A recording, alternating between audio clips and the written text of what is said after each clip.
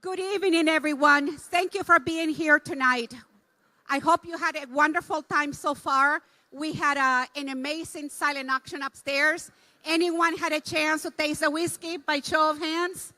I hope that was great. Yes. What about the vodka? Anyone? I heard that it was very good. And the aerial performer that we saw, she was amazing. So far we have had a great time with great food as well, so thank you.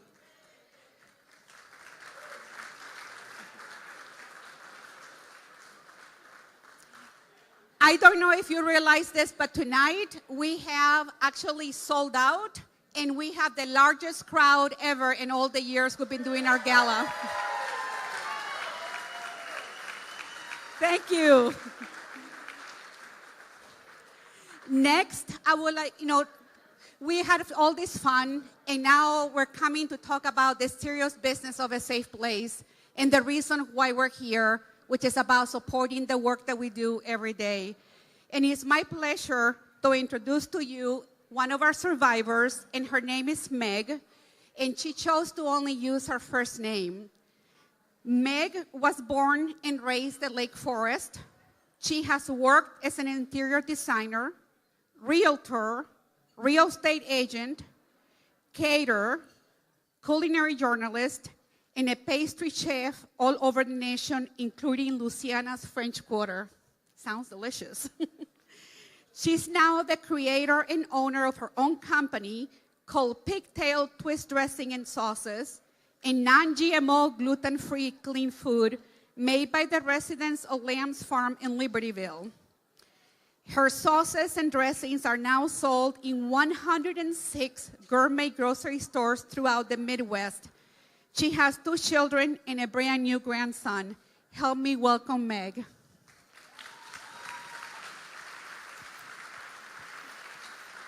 you, dear.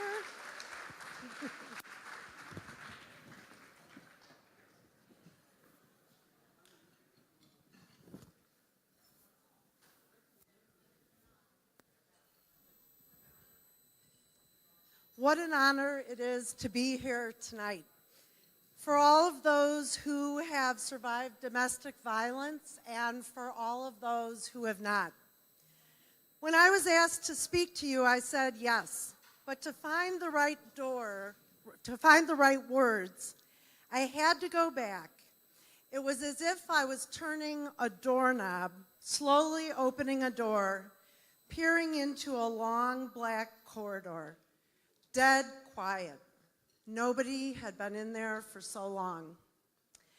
I remember the one summer day I stopped going to the grocery store because it was too hot to wear long sleeves and pants. I remember the first time Livingston delivered my groceries. I'd known him since I was a little girl, and I remember the tears in his eyes the day he told me, "You know, Meg, you can call the police." I stood there as if he was speaking to someone else. I felt terror at what my husband would do to me if I made that call. What would the neighbors think with the police in my drive? Where would my children be? Would they see him led away in handcuffs? For weeks after, I had a reoccurring nightmare about not being able to push the buttons to dial the phone. I actually practiced running to the family room phone and dialing, and then it happened. How I ever dialed that phone, I'll never know. I remember overhearing a sergeant on the porch telling my husband that his wife gets a little out of hand sometimes too. I remember learning that they drove him to the ATM to bail himself out. I remember the first day my children's friends could no longer come to play at our house because the police were there all the time. I remember the day that my children could no longer go to their friends' houses because there might be an incident. I remember sitting in a protected back room in the Lake County Courthouse with the district attorney and 3 other women. One woman had huge clumps of hair missing from her head. One walked into the room using 2 canes. The third woman sat in a corner. She was shaking and throwing up in a trash can. Of the four of us, I was the only one who went through with it and testified against my husband. 2 days later, I saw on TV the third woman was shot to death in front of her children, the husband found dead on the front lawn, self-inflicted gunshot wound, gun in one hand, bottle of Jack Daniels in the other. I remember one 4th of July preparing to go to the Lake Bluff parade when an argument started, and he picked me up like a linebacker and rammed my spine into a marble-top table in front of my children. I remember filing for divorce, borrowing money from my mom to pay for my first attorney, selling all my jewelry to pay for the second attorney. And some days I remember thinking, what am I doing? We have a decent portfolio, beautiful home in Lake Forest, retirement locked up, and the next day it would happen again.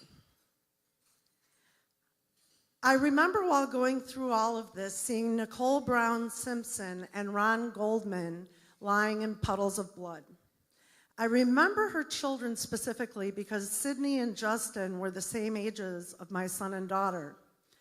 I remember the day the kids and I came home to North Shore gas trucks and fire trucks all over our street because my husband had forced his way in and crimped the copper gas pipeline in the bedroom fireplace, even though I had an order of protection. And had I closed the flue the night before, the kids and I would never have woken up. I remember as adults the first time my children telling me for the very first time how my daughter, the older of the two, would hide their heads under the stuffed animals and the pillows and sing to her little brother so they couldn't hear the fighting downstairs. But I also remember the day I had back surgery to repair what he did, the pain no longer keeping every bad memory alive. I remember working 4 jobs to buy clothes, provide Christmas, pay for their college. I remember my first bonus at work and being so proud of myself, but not telling a soul. I remember starting my own company and paying for my daughter's wedding. I remember not being afraid anymore every day. But what if you didn't have the resources that I had? No jewelry to sell, no mother to borrow money from? What if you didn't have friends and family to give you their unwanted furniture to set up a new home? Worse yet, what if you never left because you had nowhere to go, no food, and no money? It's in the moments you can't think straight, when you feel so helpless it's hard to breathe, when you've lost all hope that a safe place saves your life. The voice on the other end told me I wasn't alone.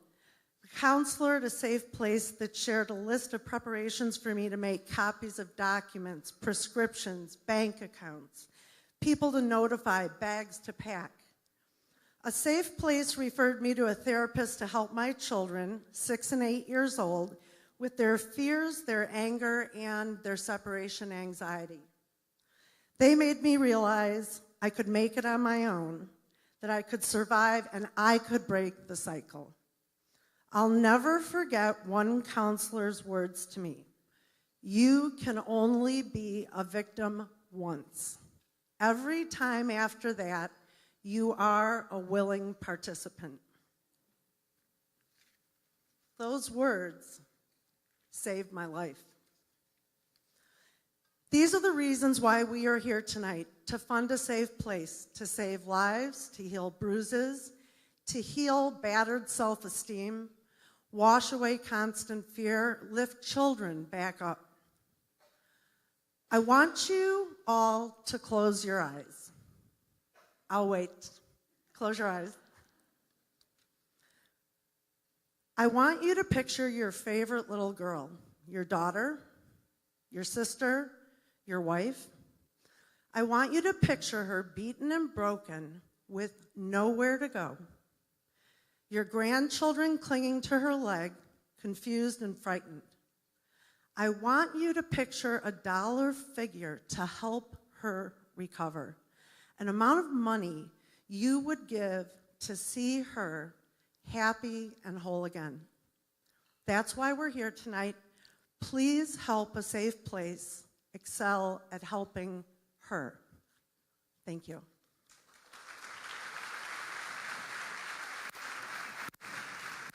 You gotta stay.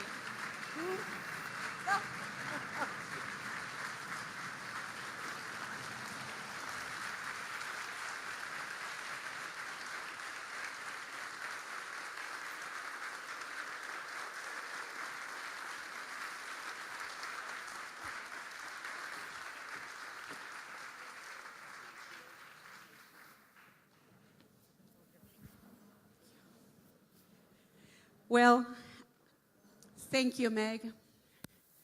You know, I said this earlier tonight, and it's something that it really stuck with me a long time ago, that if women could end domestic violence, we would have done that a long time ago.